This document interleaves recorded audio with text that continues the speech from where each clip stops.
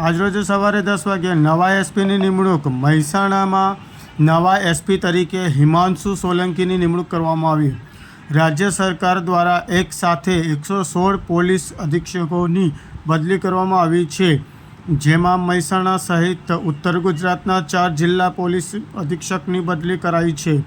મહેસાણાના નવા એસપી તરીકે હિમાંશુ સોલંકીને મૂકવામાં આવ્યા છે, જેઓ પંચમહાલ ગોધરાથી બદલી થઈને આવ્યા છે.